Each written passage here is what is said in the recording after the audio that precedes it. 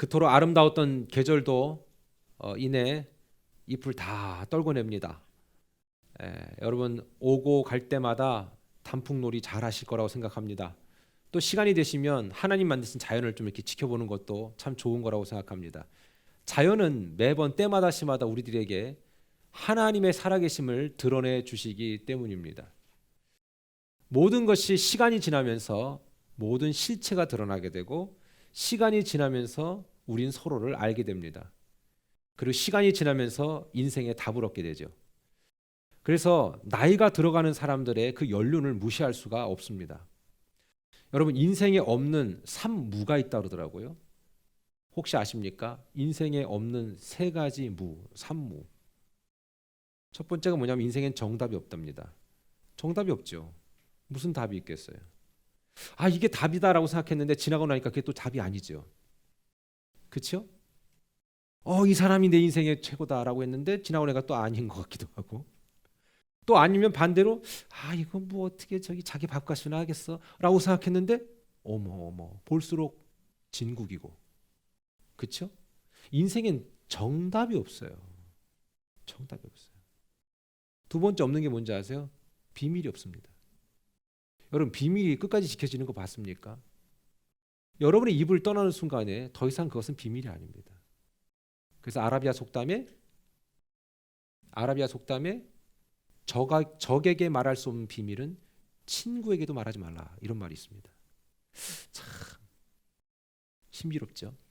마지막 세 번째 산문은 뭔지 아십니까? 세상에 공짜는 없다. 공짜 없습니다. 우리 현인들이 이런 이해를 갖지만 이런저런 이해를 떠나서 하나님께서 우리에게 명확하게 이해해 주시는 것은 계절의 변화를 통해서 우리에게 시간은 흐르고 있다. 그리고 우리는 점점 더 하나님 앞에 가까이 가고 있다. 제가 여러분 예전에 한번 설명해 드렸던 기억이 나는데 그 기억 나십니까? 시간은 흐른다 흐르지 않는다. 흐르지 않습니다. 시간이 흐르면 안 됩니다. 그저 해가 돌 뿐입니다. 아니 우리가 돌 뿐이죠. 잘 정신을 바짝 차리고 들으셔야 됩니다. 어, 하나님은 어제 그 하나님이 오늘 하나님이지. 어제 그 하나님이 조금 더 버전이 달아졌거나 아니면 늙은 분이 아닙니다. 우리가 시간의 흐름을 느끼며 시간의 흐름을 이해하며 점점 더 그 곳에 계셨고 지금도 계신 그 하나님의 흔적에서 우리가 사라져가는 것이죠. 그리고 결국 우리는 그 하나님 앞에 가야 하는 겁니다. 유치한 질문 하나 하겠습니다. 여러분 천국과 지옥이 있음을 믿으십니까? 확신이 없으십니까? 전 믿습니다. 내 천국과 지옥이 없다면 노골적인 얘기로 제가 목회를 왜 하겠습니까? 인생 짧은데 한번 화끈하게 놀다 가죠. 안 그러겠습니까? 전 그럴 것 같아요. 그런데 그게 아니라는 걸 알기 때문에 늘 고백하듯이 히브리서 9장 27절의 말씀처럼 사람이 한 번 죽는 것은 정해진 것이다. 그 뒤엔 심판이 있다. 내 그 사실을 믿기에 그리고 그걸 믿을 수밖에 없는 상황들과 사실들을 직간접적으로 너무나도 많이 경험하게 하기에 그 사실을 확인하게 하기에 힘들어도 때로는 여러분들 지겨워도 때로는 너무나도 고달파도 그 본향을 바라보며 사는 거 아니겠습니까? 올해도 여러분 각자에게 추수감사절 하나님이 허락해 주셨습니다. 여러분의 인생에 앞으로 몇 번의 추수감사절을 더 겪겠습니까? 이런 생각 한번 하십니까? 저는 예전에 그런 얘기를 많이 들었거든요. 어머니에게. 봄이면 꼭 그런 얘기 하셨잖아요. 아시잖아요. 내가 저 개나리를 몇 번 볼 수 있을까? 지금까지 몇 번 보셨어요? 30번, 40번, 50번? 앞으로는 몇 번 더 보실 수 있을 거라 생각하십니까? 저는 그래서 올해 추수감사절도 너무 제겐 감사라는 것이죠. 왜? 내게 올해도 추수감사절을 허락해 주셨다. 올해도 우리 귀한 성도들과 함께 이 추수감사를 나눌 수 있는 이 은혜를 주셨다. 이건 정말 기적입니다. 당연한 것 아니라 은혜였소. 네, 당연한 거 아닙니다. 올해도 이번 주일도 우리가 당연하게 여기 앉아 계신 게 아니란 말입니다.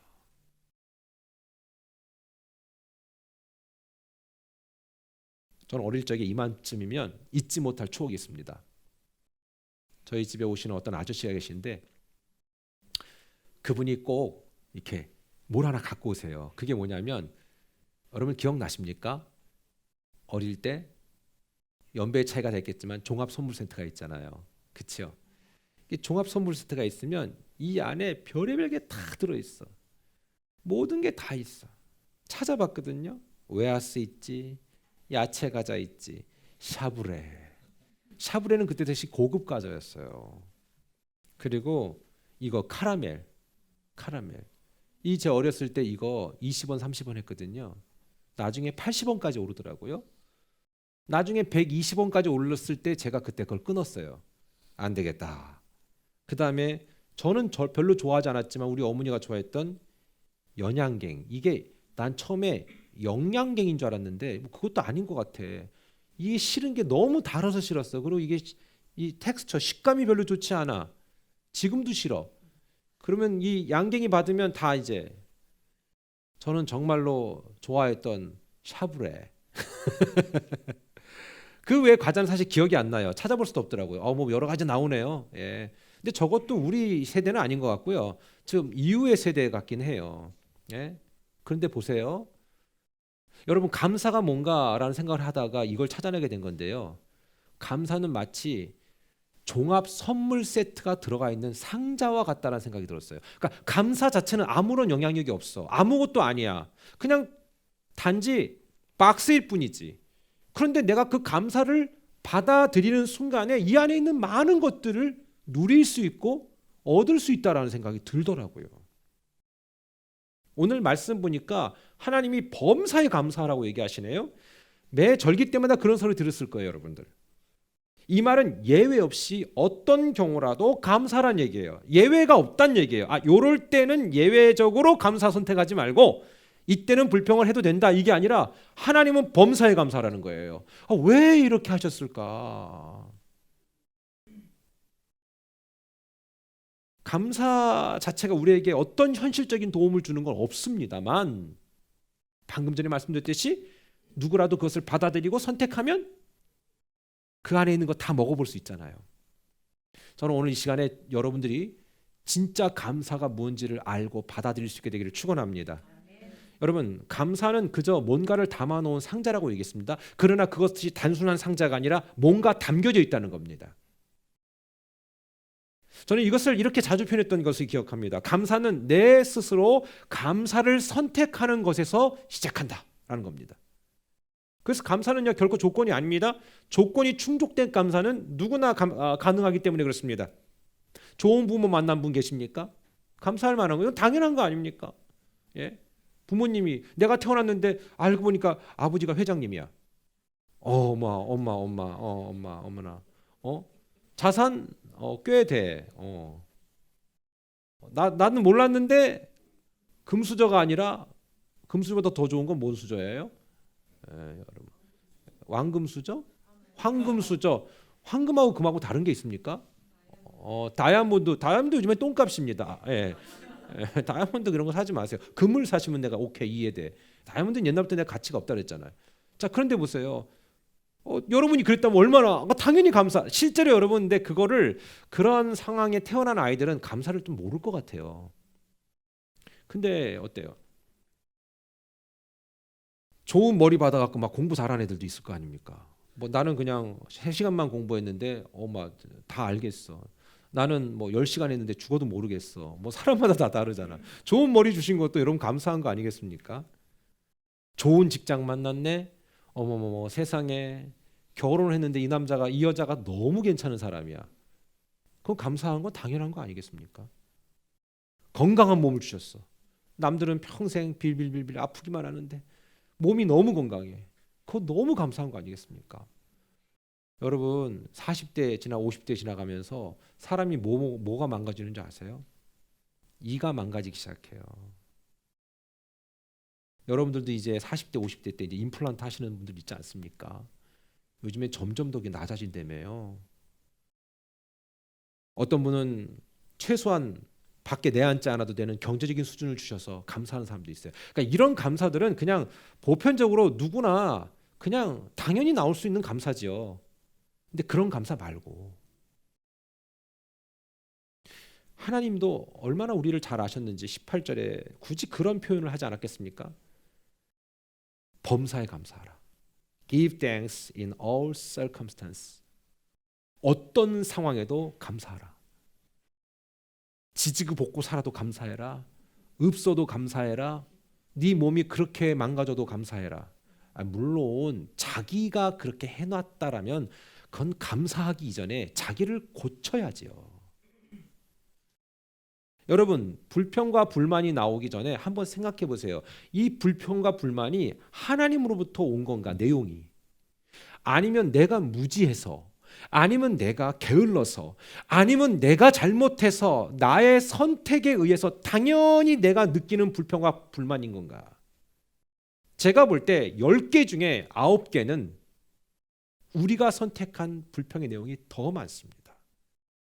내가 잘못 선택하고, 내가 잘못 보고, 내가 잘못 가고, 내가 잘못 준비해서 그래서 오는 불평이 더 많습니다.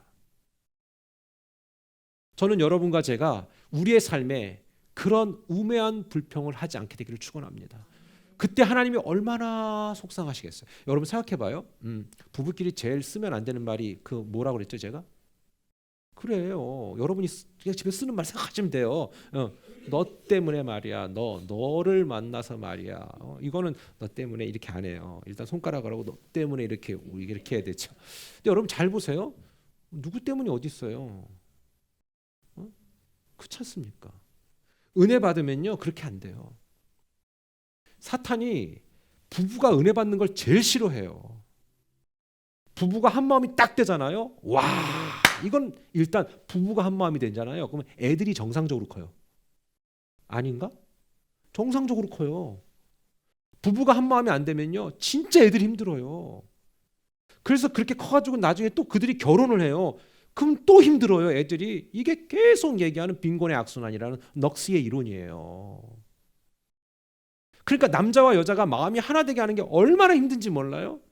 사탄은 어떻게 해서든 남자와 여자가 하나 되지 못하도록 엄청 부추깁니다. 어두움과 미련함을 가득 주어가지고 정신없이 살게 만들어버립니다. 그 조금 어떻게 좀 복구시켜 볼까? 어떻게 좀 깨닫게 될까? 그래서 뭐 당신의 과거와 화해하라 뭐 이런 책 보고 막 이러는 거예요, 여러분들. 네. 이제라도 늦지 않았다고 소망을 가지고 하는 거지요. 근데 하나님이 범사에 감사라는 거예요. 다시 말씀드립니다. 하나님의 특별한 목적 때문에 감사할 수 없는 상황이 내게 도래할 때 있어요. 그러는 건 기뻐하세요. 왜냐하면 그거는 하나님이 나를 준비시키기 위한 워밍업 해주는 거고요. 그건 견디면 돼요. 믿으면 아멘. 그러니까 내 잘못과 내 실수와 나의 준비되지 않음으로 인해서 오는 어려움은 내가 그거를 극복하는 거고, 나와 무관하게 온 어려움 있죠. 아니 그 정도는 구분해낼 수 있지 않으세요? 이게 진짜 하나님의 잘못은 1도 없다라는 거 있잖아요. 응? 오직 나의 잘못이다 라고 생각하면 그건 받아들여야 돼요. 그리고 여기에서 나를 바꿔가기 위한 피나는 노력을 해야 돼요. 노력도 안 하고 하나님 난 너무 힘들어요를 늘 묵상한다면 답을 못 찾아요. 그런데 내가 잘못한 게 아닌데 예상하지 못했던 복병을 만날 때 갑자기 가다가 큰 사고를 당하거나 너무 힘든 일을 겪을 때 있지 않겠습니까? 그럴 때는 기억하세요. 하나님이 지금 나를 통해서 뭔가를 하고자 하시는구나. 간단하죠. 그러면 이것도 감사 저것도 감사할 수 있는 거예요. 오늘 5장 14절 이렇게 얘기하시네요. 감사를 말하기 전에 이렇게 얘기하세요. 또 형제들아 너희를 권면하노니, 잘 보세요. 시작. 게으른 자들을 권계하며, 게으른 자 나왔어요. 시작. 마음이 약한 자들을 격려하며 힘이 없는 자들을 붙들어주며 모든 사람에게 오래 참으라. 자 보세요. 여기 매우 중요한 얘기가 있잖아요. 아니 게으른 사람, 마음이 약한 사람, 힘이 없는 사람. 혹시 여러분에게 해당되는 거 있으세요? 게을러. 게으르다는 게 뭐냐면 잠이 많다라는 얘기를 하는 게 아니라 범사에 의욕이 없는 걸 얘기하는 거예요. 그래서 다른 일은 되게 부지런해요. 죄 짓는 일엔 부지런해요.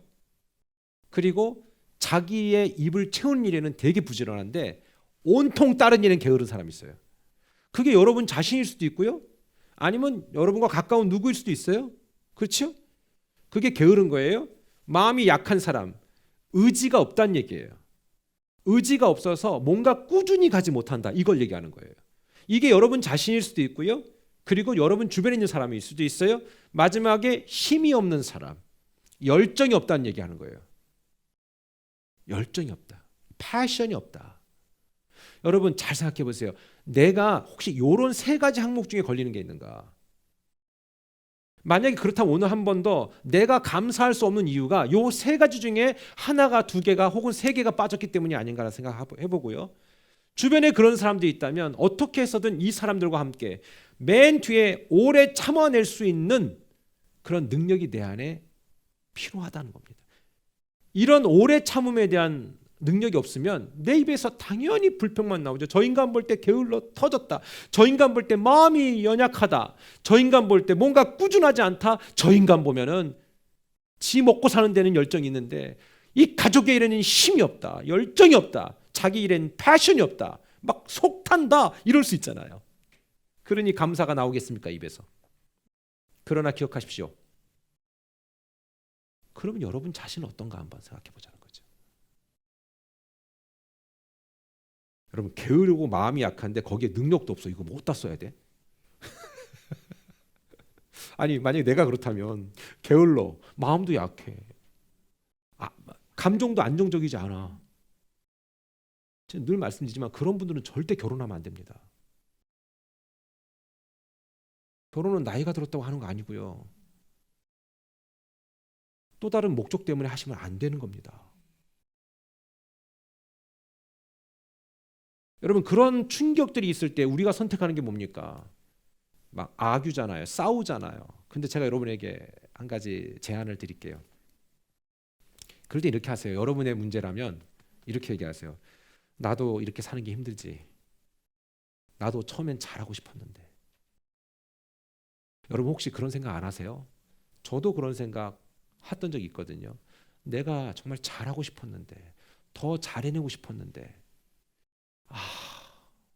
그럼 옆 사람한테, 옆 사람이 아니라 여러분 같이 살고 계신 분한테 이렇게 얘기할 수 있겠죠. 너도 더 잘하고 싶었지. 그런데 생각대로 안 됐잖아. 여러분, 여러분의 남편이나 아내한테 그렇게 한번 얘기해 보시겠어요? 동기라면 그렇게 얘기할 수 있잖아요. 이거 매우 중요한 소스 제가 드리는 거예요.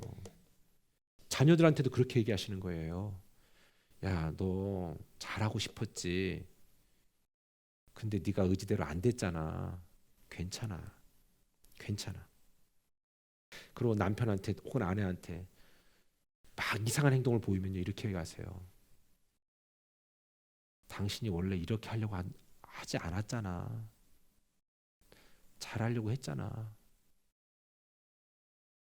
여러분의 표정을 보니까 그 인간은 태초부터 잘할 마음이 없었어요. 이런 느낌 같은데 아니요. 걔네들 잘하고 싶지 않겠어요? 어느 날 자기도 정신줄을 놓은 거예요. 우리도 그럴 때 있잖아요. 정신없이 달리다 보면 정신줄 놓을 때 있잖아요. 그럴 땐 말도 막 하게 되죠. 행동도 막 하게 돼요. 부부가 왜 극단적으로 싸움을 하는 줄 아세요? 어느 순간에 정신줄을 놓게 되는 거예요. 그럴 땐 말을 함부로 하게 돼 있어요. 이런 저런 그리고 나중에 어때요? 서로가 그래 너는 네 길 가, 나는 내 길 간다. 근데 누구든 처음에 잘하고 싶지 않았겠습니까? 여러분 그래서 우리 결혼했잖아요. 그리고 우리가 여러 사람들을 만나면서 그 관계성들을 좋게 유지해 가잖아요. 한번 이제라도 늦지 않았으니까 배우자한테 사용해 보세요. 당신도 처음엔 잘하려고 했는데 그 뜻대로 안 되니까 힘들지. 물론 여러분 저는 여러분의 그 경우의 변수를 다 압니다. 그렇게 말할 때 네가 죽을 때가 됐구나. 라든지 왜 그래? 라든지 그냥 아예 듣지도 않고 갑니다. 근데 그건 어쩔 수 없이 여러분이 선택한 거니까 그 십자가 감당하셔야 됩니다.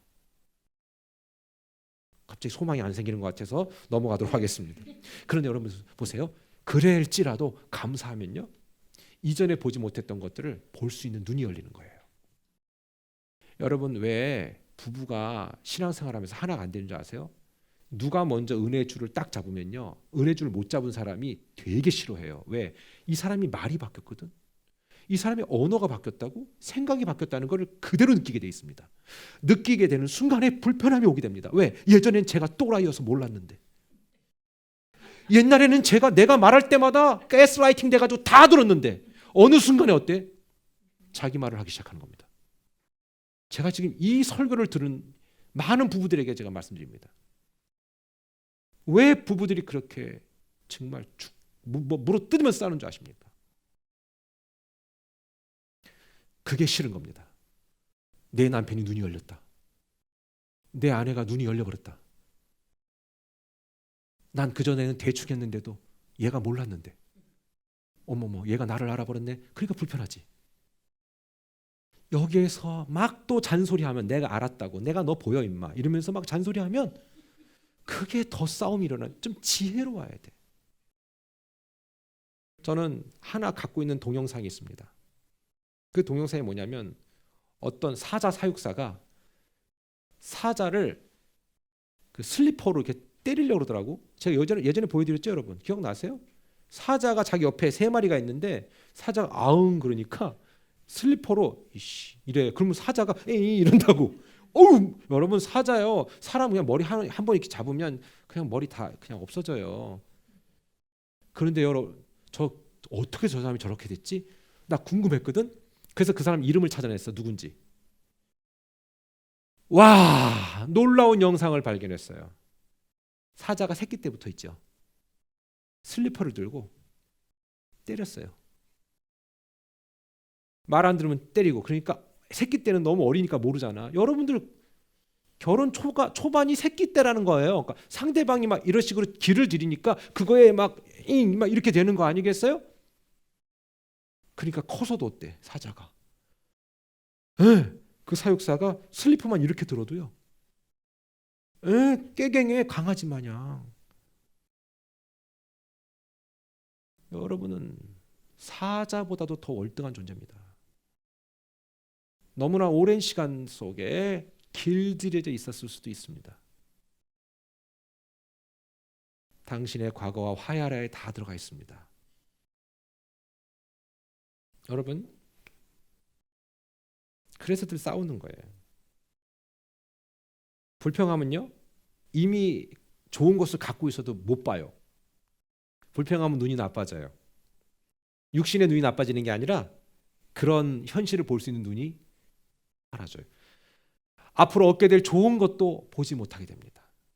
불평하고 있는 이 마음은 불평하는 데 바빠서 내게 앞으로 주어질 것들이 기대도 상상도 안 됩니다. 그래서 계속 불평만 나오게 되는 겁니다. 그래서 감사는 앞으로 나를 나아가게 하지만 불평은 나를 뒤로 퇴보하게 합니다. 여러분 인간관계도 그렇습니다. 얼굴이 잘생기고 얼굴이 이쁘면 얼마나 좋아요, 여러분처럼. 그런데 묻고 싶어요. 정작 시간이 지날수록 끌리는 사람은요 얼굴이 아닙니다. 물론 제가 여러분에게 늘 말씀드렸지만 서로 마주보고 밥은 먹을 정도의 수준은 돼야겠죠. 그러나 그 정도가 된다면 여러분 외모는 그렇게 중요하지 않습니다.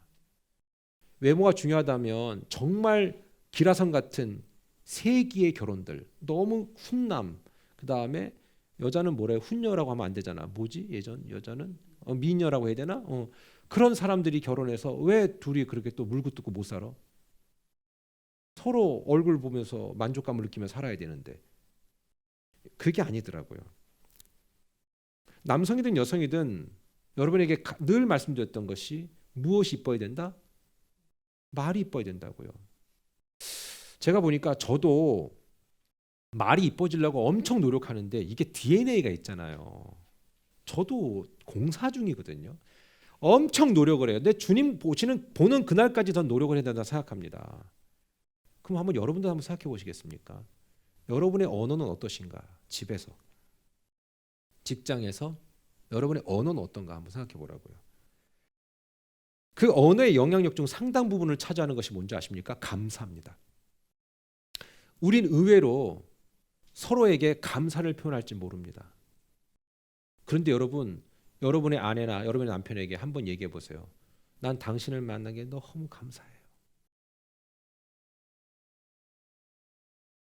네, 그래요. 근데 여러분, 그 사람이 아니면 우리는 더 훌륭한 사람을 만났을 것 같으세요? 아니요. 더 훌륭한 사람을 만났다면 여러분은 킥아웃돼요.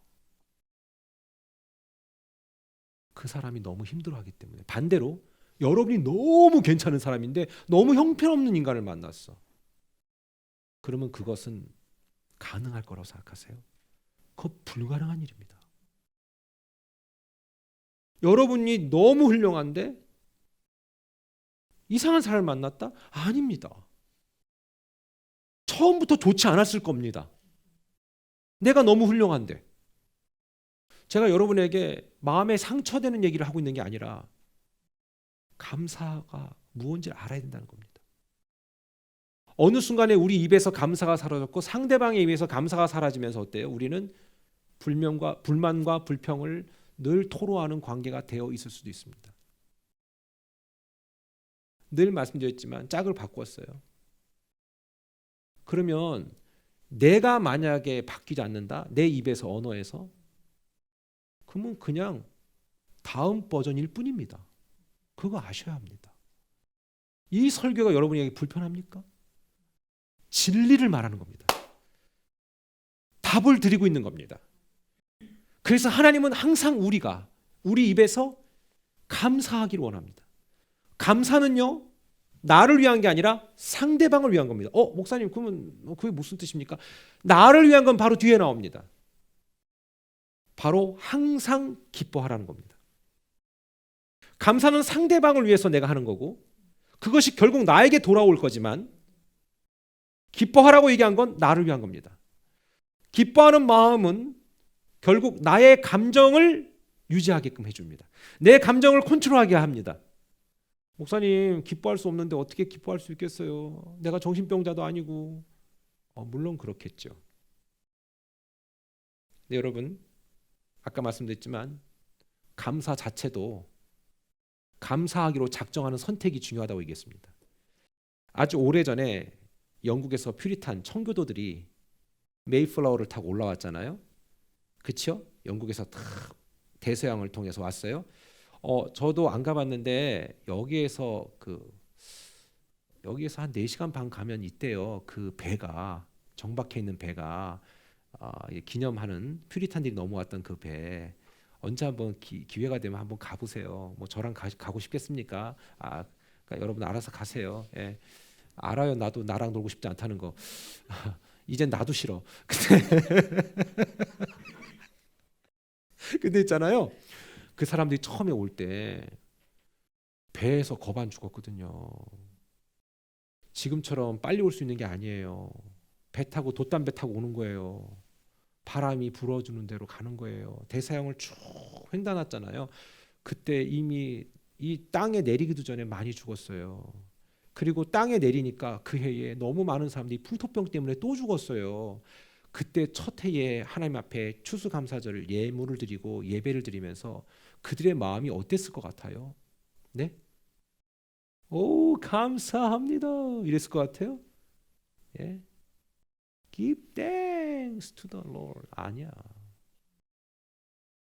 어느 한쪽에서는 흐느껴 울었을 거예요. 내가 이러려고 여기 왔는가?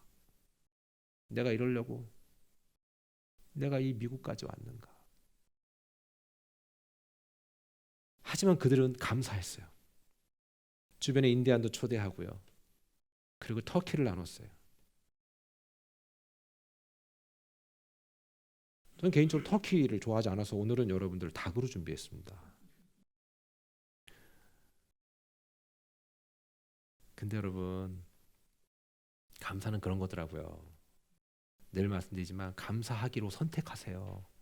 그러면 감사가 되더라. 그래서 추수감사절의 유래는요, 정확히 말하면 어떠한 비참한 현실 속에서도 찾아낸 감사였어요. 감사는 모든 일에 앞서서 먼저 가져야 할 마음이 감사합니다. 감사는 상대방에게 감동을 줍니다. 여러분 한번 해보세요. 여러분 함께 사시는 분한테, 자녀들한테 감사하세요. 왜 목회자가 설교하면 그냥 설교 듣고 끝나지 마시고요. 한번 해보세요. 고집이 왜 이렇게 세나? 임상은 집에서 하세요. 여러분 생각해 보세요. 주일날 설교를 열심히 듣는 거예요. 뭐 다 열심히 듣지 않겠지만 열심히 듣는 거야. 열심히 듣고 그냥 끝나. 그러면 나는 앞에서 원맨쇼 한 거고 여러분은 그 시간에 이게 얼마나 웃긴 거예요. 지금 전 세계적으로 웃긴 짓을 하고 있을 수도 있어요. 목회자는 설교에서 매뉴얼을 드렸고 한번 삶의 현장에서 그대로 한번 해보라는 거죠. 해보라는 거죠. 목회자인 저도 임상을 하고 있으니까 얘기하는 거예요. 하나님이 감사를 말할 때 그 감사를 위해서 선제 조건을 한 게 항상 기뻐하라는 거예요. 기쁨은 감정을 유지해 줍니다. 기쁨을 위해서 억지로 그 기쁨을 막 잡아 끌어내서라도 하고 싶지만 이게 억지로 끈다고 됩니까? 그래서 한때 한국에서 유행했던 것이 있습니다. 웃음치료사라는 과정이 있죠. 이 웃음치료사 되는 과정을 한번 제가 검색해봤어요. 다 웃음치료사라고 얘기하면서 막 아하하하 웃으면서 막 난 되게 코미디 같더라고. 나 그거 물론 뭐 이거 편집 안 해도 되지만 그거 하시는 분들 제가 욕하는 건 아니에요. 근데 저한테는 좀 어색해요. 이게 억지로 웃는 웃음도 괜찮다 얘기하시는 거예요. 그러면서 몇 가지 일단의 자료들을 쭉 얘기하면서 우리 뇌는 억지로 웃어도 속는다 이런 얘기를 하시더라고요. 우리 뇌가 바보입니까? 억지로 웃는다고? 여러분 지금 너무 슬픈데 웃으면 기뻐져요? 그거는 점점 미쳐가는 거예요. 하나님을 신뢰할 때에 웃을 수 있어요. 해봐 한번 이런 마음이 생겨요. 근데 신뢰가 안 되면 억지 웃음이 우리가 그건 더 나를 비참하게 만드는 거 아닌가. 실제로 찾아보니까 3일 동안 교육비 30만 원만 내면요.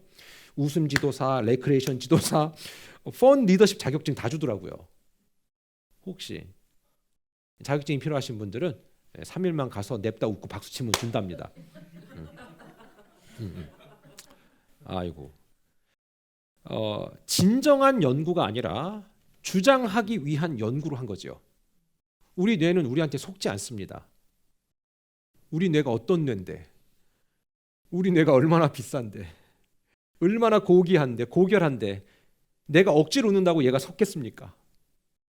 그러나 하나님을 신뢰하면 내가 지금 웃을 수 없으나 하나님 나와 함께 하심을 믿고 내가 잘못한 거는 빨리 개선하며 내가 잘못하지 않았는데 다가온 것이 있다면 하나님의 특별한 목적이 있겠지라고 믿고 나아갈 때에 웃을 수 있게 된다는 사실입니다.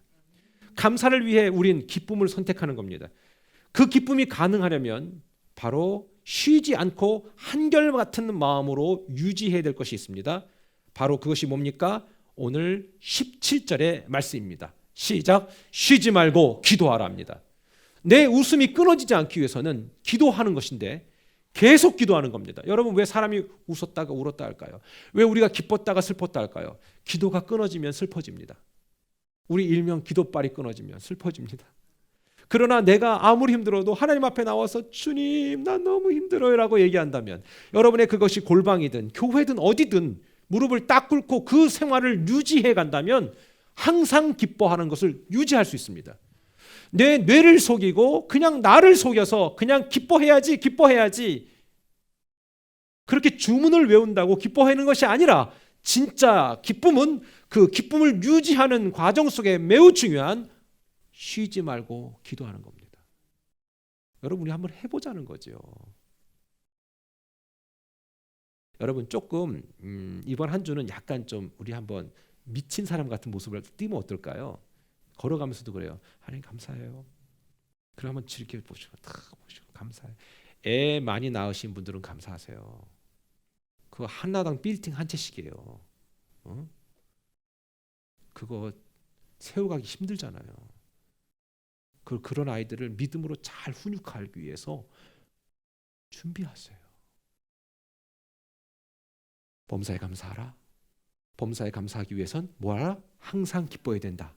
항상 기뻐함이 유지돼야 범사까지 오는데, 유지되기 위해선 뭐 해라? 기도해야 된다. 이거예요. 하나님은 우리들에게 답을 이미 주신 거예요.